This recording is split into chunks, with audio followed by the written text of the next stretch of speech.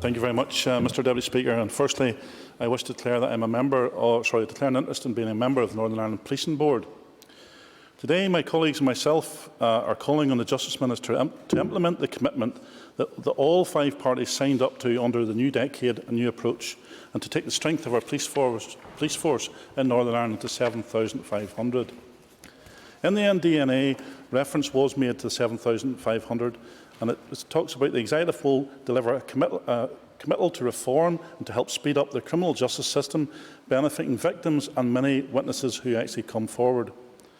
At a time when other obligations are being met at what seems an accelerated fashion, one example being the medical school in Magee, and whilst it may be worthy, we have to be sure that all the provisions are handed fairly and evenly, just like that was in terms of the police. In May, the Justice Minister, in response to my party colleague, the 21st of May of this year, to Mervyn Story, the Minister stated that this commitment was not a priority. And I have to say, Mr. Deputy Speaker, that gives me great concern that would have been suggested in that letter at that time.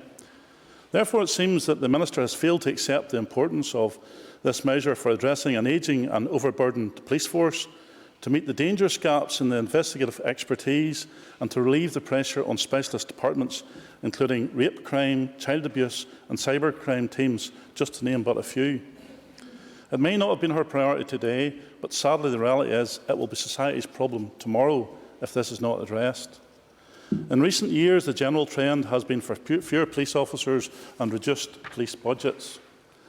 The annual budget cycle has been precluded and strategic thinking, and the Chief Constable has struggled to maintain the current officer and staff numbers, let alone increase them.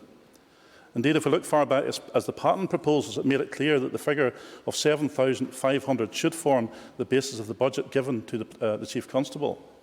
It is important to note the delivery of enhanced numbers should therefore go in tandem with making sure budget arrangements are strategic, sustainable and meeting recurring costs of additional manpower. I think none of us would suggest that we wouldn't want a better resourced neighbourhood and local policing teams.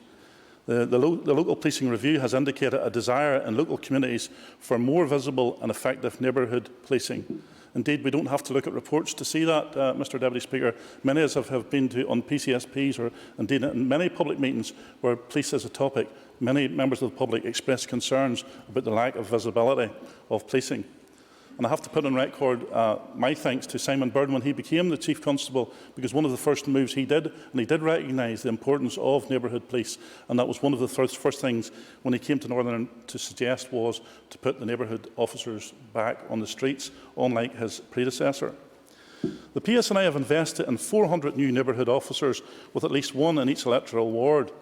And I'm sure you yourself will agree, Mr. Deputy Speaker, that's insufficient, and it can't deliver on those public expectations, or indeed it will never deliver on any good outcomes. Local communities want to see more officers in frontline roles, and they give the confidence in everyone in terms of our everyday lives. It also helps promote support within our grassroots within each and everyone's communities in relation to that.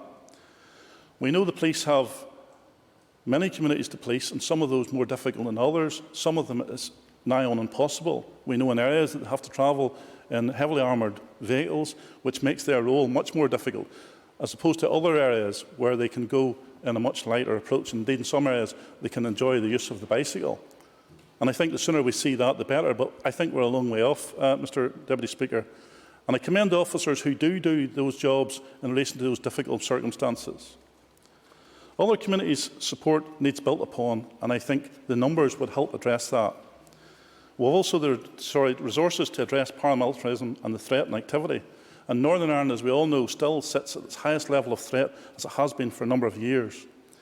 In the Patent report, one of the recommendations was, provided that the police process does not collapse and the situation does not deteriorate significantly from the situation pertaining at present, the approximate size of the police force over the next 10 years should be 7,500 full-time officers, and it's sad that we have never got to that stage. Indeed, one of the other emerging problems, and Simon Byrne has noted himself and many in here, in terms of the fear-mongering from Brexit, has his concerns about how this is going to be policed, but we haven't the concerns to address those numbers, and I hope that the Minister will address that today. In relation to the unprecedented time that we have all had this last number of months in everyone's lives in terms of how that has changed, the police have not been immune from that. Indeed, the first thing that we've seen in terms of Simon Byrne's choice was to remove, so in a number of months before that, he reintroduced our neighbourhood officers. And then COVID-19 comes along, and the first place that he could strip officers back to help make the police more resilient was actually remove those and change their roles. And I think, again, that shows that there's no meat within the service that they actually can be more resilient to these demands. I think there's an expectation in these exceptional times that the police are going to be at every corner. And we all know in this room today that that's not necessarily going to be the case. We commend them, or I commend them personally, for the work that they did do in the first wave of this pandemic. And they had a very difficult task. They had a task where, again, those expectations were high, and the enforcement and the expectations of enforcement was extremely high. And I think they've done a good job in relation to that. But as we move into this second, and while it's not minimising the effects of COVID-19, but the expectation that the police is going to be in every corner to make sure someone wearing a face mask, I think, is unsustainable, to say the least, but even more so in the fact that there's so few officers on the ground. The police themselves, Mr Speaker, you'll appreciate, I mean, in my own constituency in Antrim town, the police station was closed for almost a week because officers contracted COVID-19. Indeed, at the weekend, we heard in Strand Road, where the station had to be closed for a number of hours, more officers infected by COVID-19. And I want to put in my record, I wish them well and a speedy recovery back to duty as soon as humanly possible. But I think these things all highlight the difficulty we have with a force with insufficient numbers. Indeed, the Chief Constable said at one of the briefings within the Policing Board, were based on the stats and the predictions and some of the evidence, that at one stage during the first wave they predicted they could lose up to a third of the workforce. So I think that would give us all stark contrast about the difficulty we have with the police force with the limited numbers as they have today. In relation to the amendment, Mr Speaker, I read the amendment and I looked at it here and I thought, we're coming from Sinn Féin suggesting that they need a funding package for the British Government. It seems their amendment is predicated on money coming to deliver the 7,500 officers. I have to say, I'm wondering, will they come forward with the same suggestion whenever they're bringing forward the Irish language and the other language bills? Will those be predicated on money, or will those go ahead regardless of what money comes? So we won't be supporting that motion. I think that we deserve the workforce increase to 7,500 numbers as we had outlined in the New Decade, New Approach. Mr Speaker, the numbers of the police force in 2009 to 2019 has dropped from 7,300 to 6,700. Even with numerous recruitment processes as of today, you have little over 6,900.